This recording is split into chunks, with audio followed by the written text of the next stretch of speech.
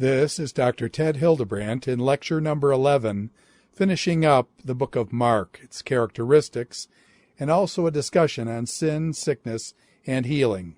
Well, welcome back. I hope you all are having a great spring vacation, and just want to welcome you back to the book of Mark.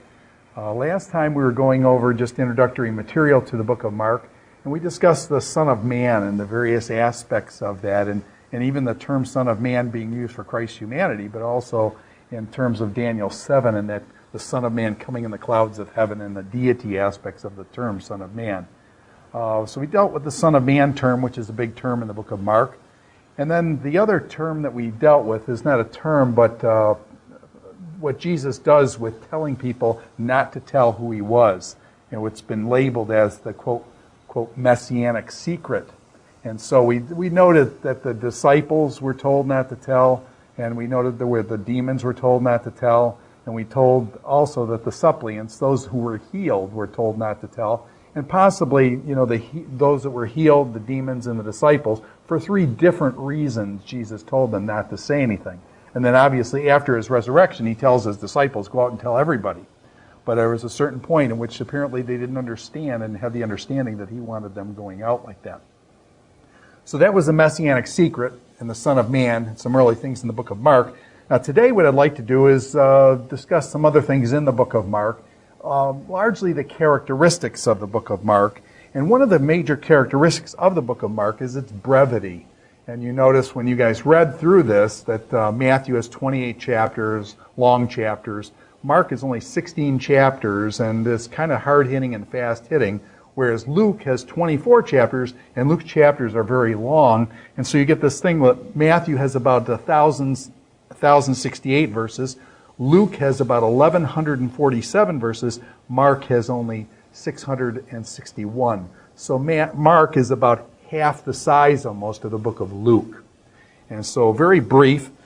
Matthew has those great 5 discourses. You remember the Olivet Discourse, the Sermon on the Mount, the Sending of the 12, the parables of the kingdom, and you get the sending of the 12, these 5 discourses, major teachings of Jesus in the book of Matthew. Mark eliminates all of them except one. He's got a little bit on the Olivet Discourse, on the end times, which was in Mark 13, paralleled over in Matthew 24 and 25. So Mark doesn't do a lot with the words of Jesus. And let me just give you some stats on this. Again, I don't want you to know the stats. I just want you to kind of put it in your back of your mind.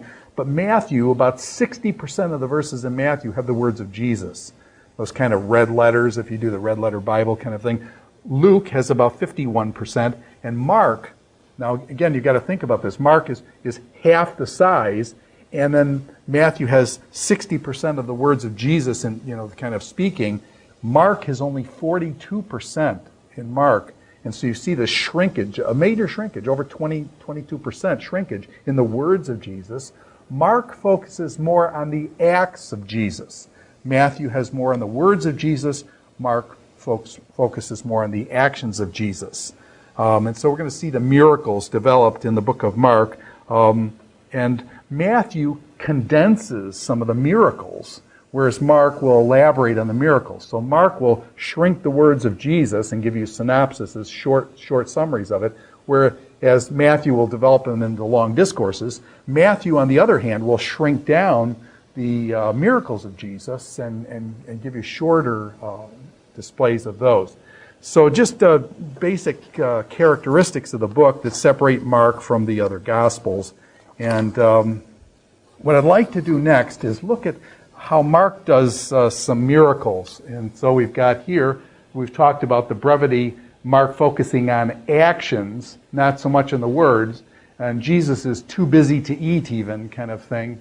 You get these short, punchy things of Jesus. And the miracles in Mark. And I'd like to look at how Mark develops them. And I'd like to do it using this triangular way of understanding the miracles as you approach the miracles in Mark. What we're going to see is 3 basic groups interact. Jesus is going to do a miracle, and he's going to usually, we'll take with the healing here. You've got a person coming, basically, we'll call them the suppliant, who comes to Jesus asking for help. Okay, whether it's the guy who had leprosy, or Peter's mother-in-law who had a high fever, or the guy who was crippled that the 4 friends let down in front of Jesus. So you've got the suppliants, those coming to Jesus. And in the book of Mark, what's interesting is, we'll first go over the 3 groups. So there's the suppliants, those who come for healing. You've got the disciples, and usually the disciples are hanging out with Jesus and stuff. And so you've got the suppliant coming to Jesus, asking for help. The disciples are over here watching Jesus do the miracle. And then you've got the opponents. And so there's opponents, usually these will be Pharisees or somebody like that, is watching Jesus to see that everything is going to be kosher here. And so basically you've got this 3 group, those asking for healing, the disciples, and the opponents. And then as he goes through these miracle stories, then these 3 groups interact in different ways with Jesus, then, who's going to be involved kind of in the midst of this triangle. Jesus will interact with all 3 of these characters. So this is what happens then in a lot of the miracles. And what's interesting is, and let me just read this, the suppliants who come to Jesus. They come to Jesus. In Mark, when the suppliants come asking for healing, they show faith already. And so it's interesting. Mark chapter 2, verse 5. When Jesus saw their faith, the guys were digging through the roof and they were going to drop that guy down in front of Jesus who was crippled. Couldn't get there, couldn't get through the crowd, so they went up on the roof and dug down, dropped Jesus to Jesus, this man who was crippled. It says, when Jesus saw their faith, so he commends these suppliants, those coming to him for healing, they come with faith to Jesus asking for healing. That was chapter 2, verse 5. Over in chapter 5, verse 34, Jesus says this, daughter, your faith has healed you. Go in peace and be freed from suffering. And so here's this woman who's hemorrhaging blood. She's been to all these doctors. Jesus is going off to heal, I think it was Jairus, the synagogue ruler's daughter. And here this woman's pushing through the crowd. If only I can touch his garment. She touches him, and boom, she is healed. And she knows he's healed. Jesus turns around to the woman, finds her, and notice he commends her for her faith. Okay? Daughter, your faith has healed you. And we said before, it was kind of this cleanness, uncleanness thing. A hemorrhaging woman was unclean. She touches Jesus, who's clean. She becomes clean rather than Jesus becoming unclean, as you would have had in the book of Leviticus in the Old Testament. But Jesus commends her for her faith. Chapter 5, verse 36. Jesus then turns to the synagogue ruler, Jairus, and basically says, don't be afraid, just believe. And then he says, Talitha cum, and the girl rises up. So Jesus seems to be commending the suppliants for their faith as they come to him. It's interesting then, in contrast to that, how does Jesus portray the disciples when these miracles come down? When Jesus calms the sea, he says to his disciples, why are you so afraid? The disciples seem to be in the book of Mark, this is notion of the disciples being afraid, fearful. Do you still have no faith? So here Jesus calms the sea, and he rebukes his disciples for being fearful and for not having faith. That's in contrast to these suppliants who come, and Jesus commends them for their faith. They were terrified. They were terrified. Jesus' disciples, afraid. They were terrified and asked each other, who is this? Even the winds and the waves obey him. And I think we showed in the book of Matthew how that possibly refers back to the book of Job. It talks about Yahweh, Jehovah, God, walking on the billows of the sea. And so interesting concept there. The disciples owe them of little faith kind of thing, whereas the ones coming as suppliants were commended for their faith. The opposition growing, and we see things like this in chapter 2, verse 7, where the guy drops down, the 4 guys dropping their friend down who's crippled. And here it says, why does the opposition says this concerning Jesus? Why does this fellow talk like this? He is blaspheming. Who can forgive sins but God alone?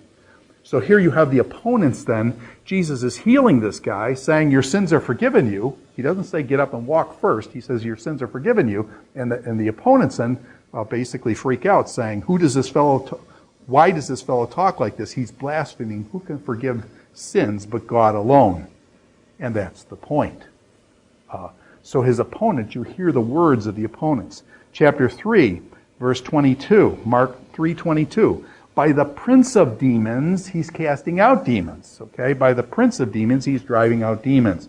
And so you get the opponents then seeing what Jesus does, but interpreting it as he's doing this by the power of Satan and things. So the opponents appearing in a lot of these healing stories, no compassion there, rather critiquing Jesus for not following their laws or condemning him as doing it by some other power.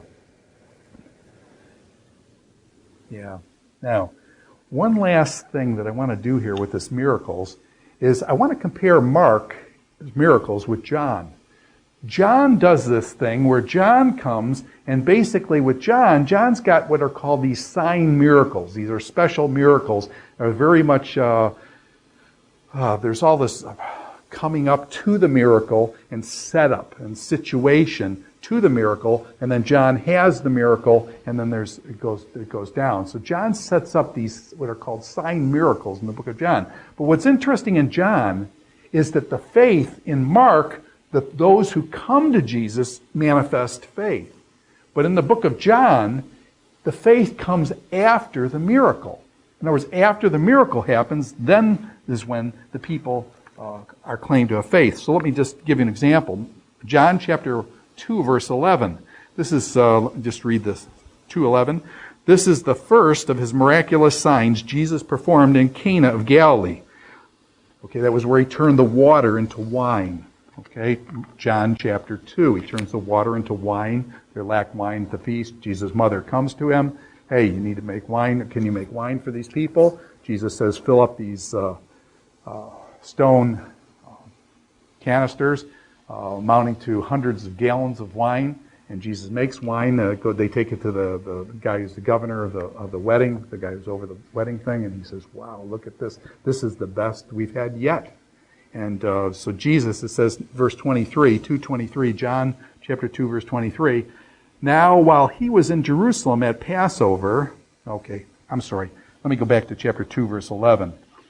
And it says he was in Cana. Thus he revealed his glory, and his disciples put their faith in him. So in 2:11 in John, we've got Jesus does the converting of water to wine, and then it says, and the result of the miracle is that his disciples put their faith in them. There's no rebuke. There's no, actually, he doesn't have opponents there kind of thing. But it's just they believe in him. Same thing in John chapter 2, verse 23. Now, while he was in Jerusalem at the Passover feast, many people saw the miraculous signs he was doing, and what was the response? As a result of the miracle, these sign miracles in the book of John, and as a result, they believed in his name. They believed in his name. So in John, there's just a different setup for the miracles. In Mark, the people come to Jesus basically with faith, and Jesus commends them for their faith. In John uses the miracle, and then after the miracle's over, there's a reflection. The disciples then put their faith in them. The people who saw these miracles, they put their faith in him as a result of the miracles. So the sign kind of miracles there, setting that up. And it's just an interesting thing. Okay. In Mark, the miracles in Mark are used to kind of see the advent of the kingdom of God, the intrusion of the kingdom of God breaking into this world, Jesus then doing these miracles, that he has authority on earth to do this. He's not as the scribes and Pharisees. Jesus can command demons. Jesus can have power over diseases. Jesus can walk on water. Jesus can tell the wind to still down and the waves to go still. So Jesus, basically, the breaking in of the kingdom, and this thing you get in the book of Mark with this thing, Jesus has authority, and the advent of the kingdom of God, the kingdom of heaven. Mark calling it the kingdom of God. So this, okay. Now, so that's just setting up in the miracles. I want to come back to one particular miracle later, and we'll talk about the guy who was crippled. We'll come back to that in a couple minutes here.